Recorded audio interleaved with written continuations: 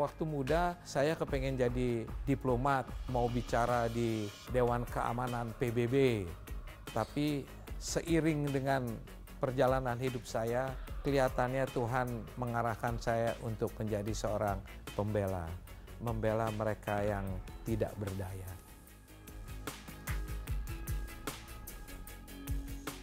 Waktu itu Lembaga Bantuan Hukum Yayasan LBH Indonesia itu di bawah Buyung Nasution, almarhum, itu minta cari lawyer yang mau melayani orang miskin. Kemudian saya melihat itu, satu-satunya kantor yang saya lamar sepanjang hidup saya hanya LBH Buyung Nasution.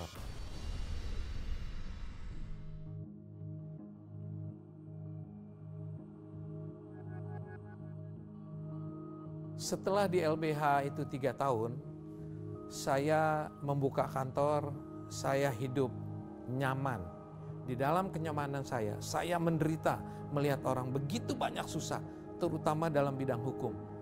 Setelah itu, waktu kami buka kantor yang cukup baik, banyak orang datang, kita ladeni gratis. Semua teman-teman bilang, daripada mess up, bingung ini kantor profesional kok bantu orang nggak jelas gitu, artinya tidak bayar.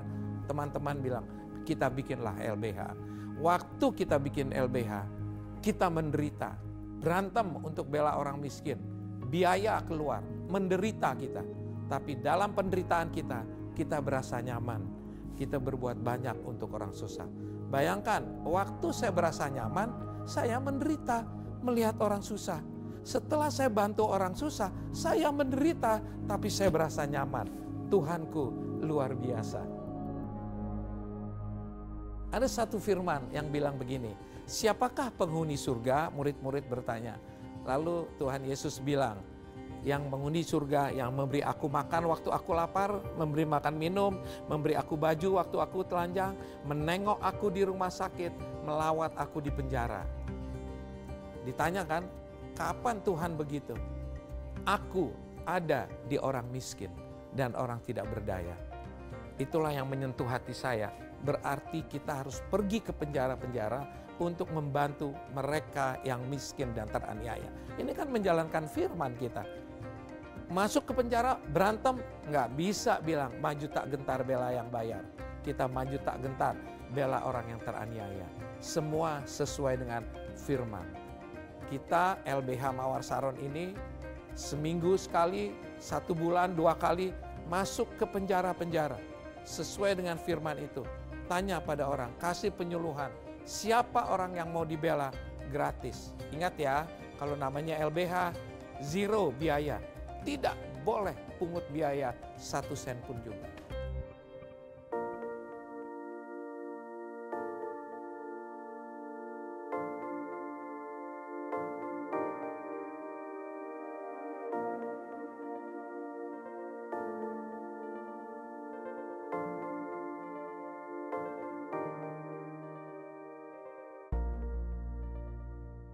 Oke teman-teman, ilmu hukum itu perlu, sangat perlu karena kita bekerja di bidang hukum. Tetapi lebih daripada itu, jangan sampai kau lebih pintar dalam soal hukum, sedangkan dalam firman engkau kosong. Hati-hati, engkau pintar dalam bidang hukum, tapi kau tidak punya hati, berbahaya nanti. Oke, jadi marilah bekerja seolah-olah untuk Tuhan. Kalau orang kerja cari uang, cari ini. Coba ikuti firman, cari dulu kerajaan surga dan kebenarannya, maka segalanya ditambahkan. Satu pesan saya untuk para pengacara, pergi ke pengadilan bukan cari menang, pergi ke pengadilan untuk menegakkan keadilan. Juga kepada polisi, juga kepada jaksa, juga kepada hakim. Jangan mau menang sendiri. Semua tugas kita adalah menegakkan keadilan. Belajar ilmu hukum, belajar firman juga. Apa perintah Tuhan? Damaikan orang. Jadilah juru damai supaya engkau dipanggil anak-anak Tuhan punya tempat di surga. Saya tidak mau berperkara. Bayangkan nih, LBH kita ini baru dapat bantuan dari Departemen Hukum dan HAM BPHN itu 1 orang 2 juta. 1 perkara. Jadi kalau ada orang kita bikin perkara, orang datang ribut, dapat nomor perkara, kita dapat uang. Hidup ini istilahnya ada bantuan dari perkara. Begitu ada perkara kita dapat duit. Tapi Tuhan bilang apa? Berdamai kau, damaikan orang, mendamaikan orang. Tidak ada perkara, tidak dapat nomor perkara, tidak dapat duit dari BPHN. Kita rapat di sini, kita bilang, berkat kita bukan dari orang, bukan dari institusi, berkat kita dari Tuhan. Perintah Tuhan apa? Damaikan orang. Maka engkau menjadi anak-anak Tuhan, punya tempat di surga. Kita nih, mestinya dari muda mesti tahu, hidup kita tidak berhenti di kematian. Kematian adalah permulaan hidup yang sesungguhnya. Makanya saya berulang kali bilang, jangan kau tukar hidupmu yang sebentar ini dengan kejahatan, sehingga hidupmu yang panjang itu sia-sia. Hidup kita sekarang nih di dunia dibandingkan hidup nanti, it's just like a blink in the eyes. Segitu, berapa umur kita? 70, 80 tahun. Itu cuma sekejap. Setelah itu kau pertanggungjawabkan hidupmu. Bukan setelah umur 70 nih, dari muda saya sudah berpikir begitu.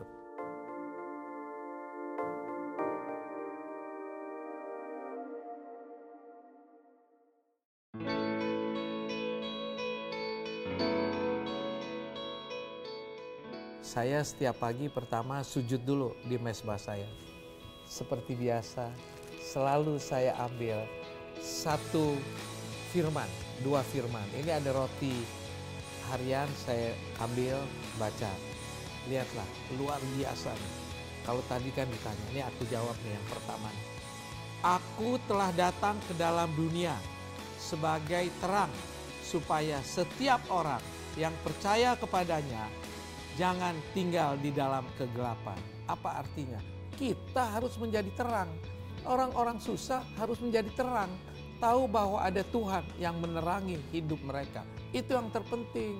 Kalau cuma soal hukum, banyak orang bisa menyelesaikan permasalahan hukumnya. Makanya saya selalu bilang sama orang, ngapain kamu datang ke pengacara? Datang dulu pada Tuhan. Berdoa pada Tuhan. Selalu kau bikin Tuhan nomor 2. Tuhan nomor 1. Ini baliknya nih. Apa gunanya seorang memperoleh seluruh dunia tetapi kehilangan nyawanya? Dan apakah yang dapat diberikannya sebagai ganti nyawanya? Ingat firman Tuhan. Apa gunanya kamu kaya raya tapi tidak menjadi berkat bagi orang lain? Zero you.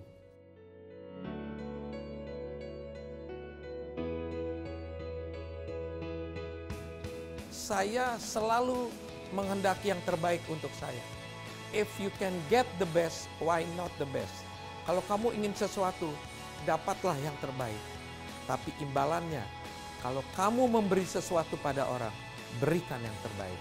If you can get the best, why not the best? If you can give the best, why not the best?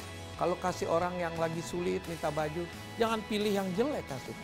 Kasih yang terbaik. Berikan pada orang itu. Nanti Tuhan juga lakukan itu sama kamu. Tenang-tenang aja dalam hidup semua.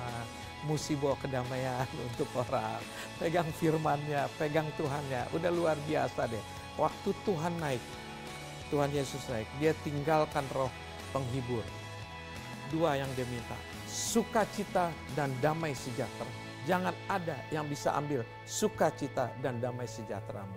Supaya Tuhan tetap berada di sampingmu.